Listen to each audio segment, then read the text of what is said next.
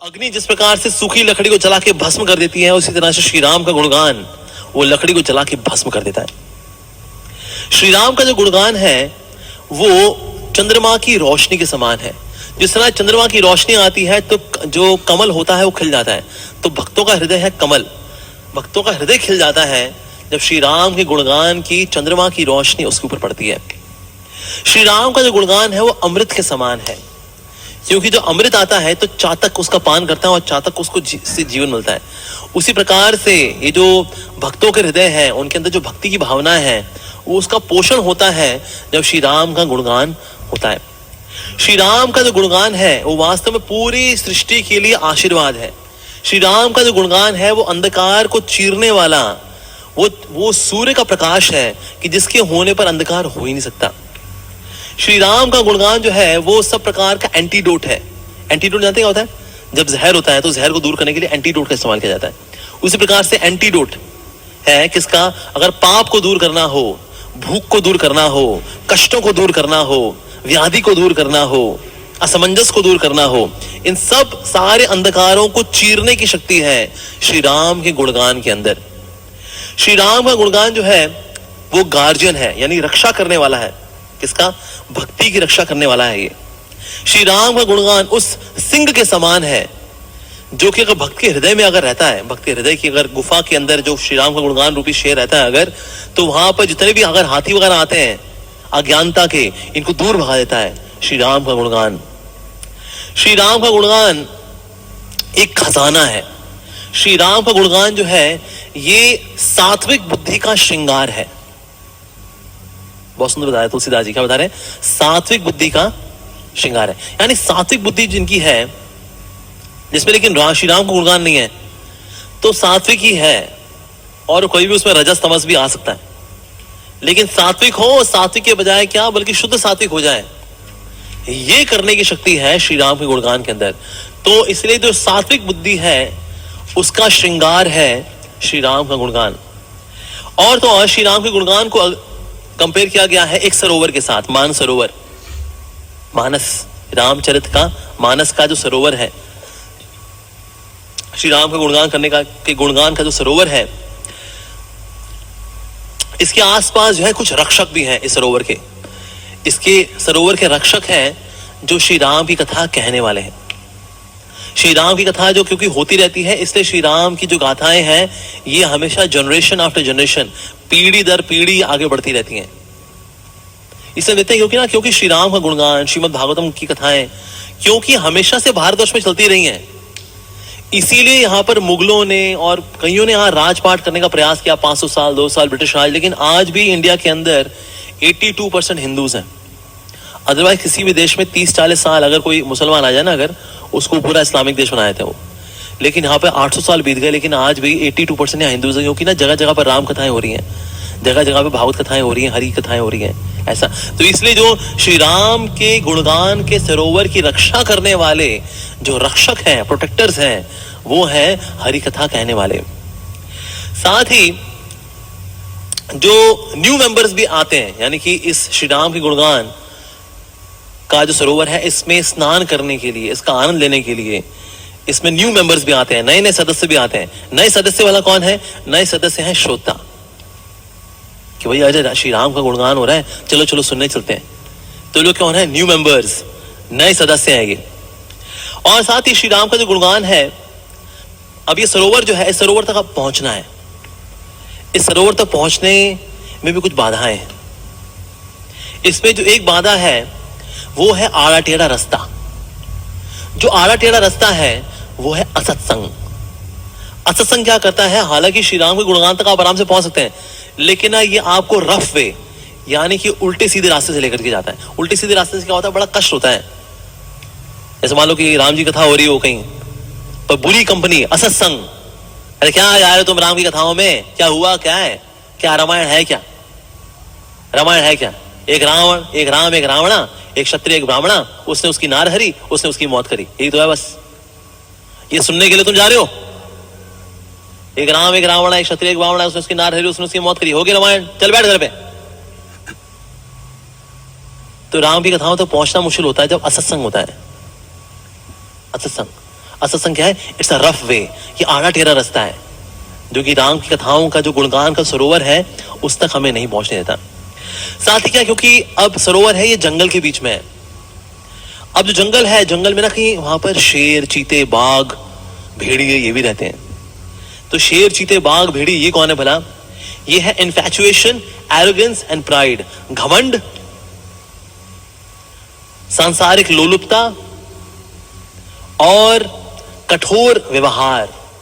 जिस व्यक्ति का कठोर व्यवहार है, सांसारिक लोलुपता है, ये शिकार कर लेती है इसका रास्ते में, और ये श्री राम की कथाओं के गुणों के सागर की ओर, गुणों के जो सरोवर है उस तक पहुंच नहीं पाता। तो इसलिए विनीत भाव से बैठना चाहिए, इन शेर का शिकार हम ना हो ये प्रयास करना चाहिए।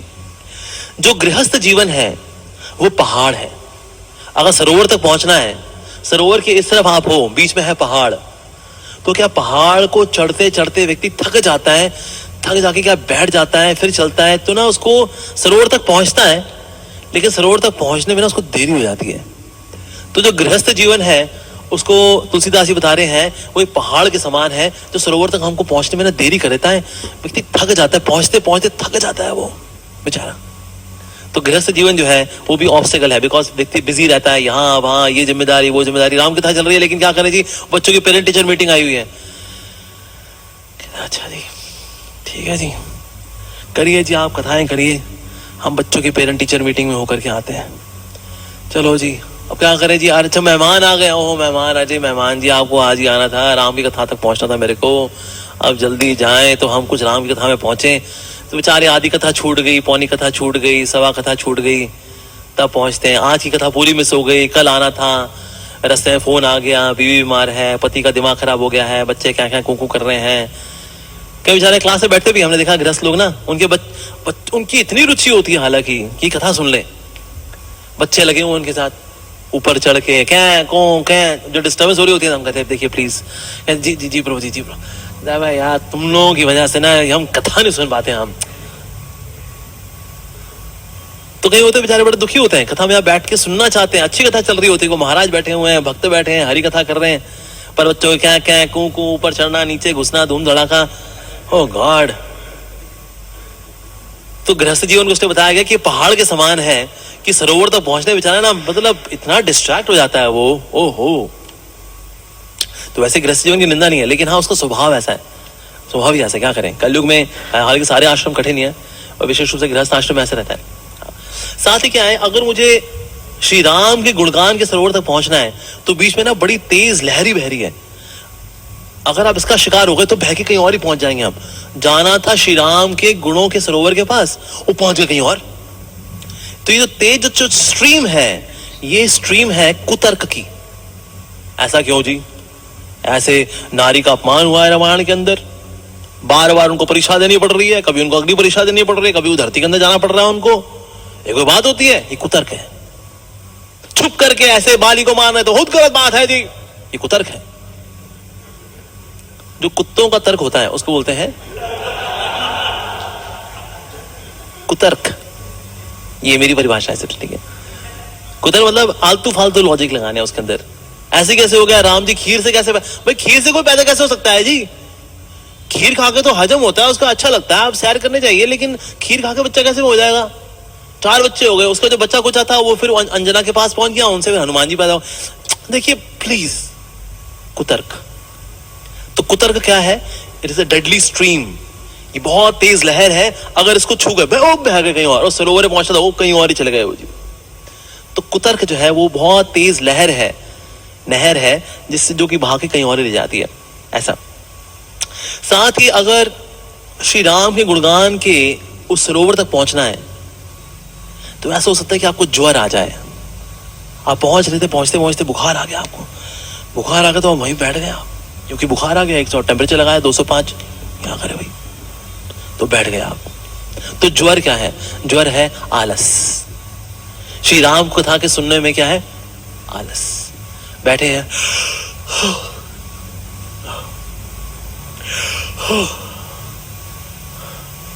आलस, तो थोड़ी देर में चलते हैं। और राम की कथा हाँ जानते हैं, वो शुरू का तो हमको पता ही है, राम जी का ऐसा कुछ नहीं है, बाद में आएगा, सीता विवाह वगैरह वो बाद में ही है। आलस, तो इतने देर बाद चलते हैं, 15 मिनट बाद चलते हैं, आधा घंटा बाद चलते हैं। आलस, तो ये क्या है? ज्वर। जो सॉरी लेजीनेस इज जो है, जो लेजीनेस है वो है ज्वर। आलस जो है वो ज्वर के समान है। साथ ही अगर ठंड लग जाए किसी को, तो ठंड की वजह से भी क्या है, कोई व्यक्ति वहीं रह जाएगा, भाई भाई सरोवर तक कैसे पहुंचे, तो ये क्या है बोला? ये है अर्ध चेतना। यानी कोई सरोवर तक पहुंच जाए लेकिन उसको ठंड इतनी लग रही कि सरोवर तक आगे जा ही नहीं पा रहा वो, तो क्या है? अर्ध चेतना। यानी कथा में पहुंचने के बाद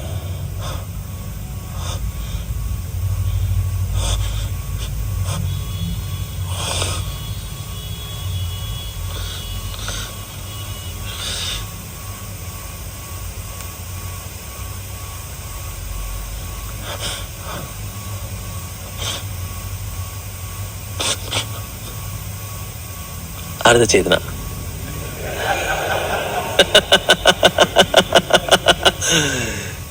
ये है अर्ध चेतना। तो कथा सुनते सुनते नींद आ गई, कहीं और मन चला गया, वो है अर्ध चेतना वास्तव में।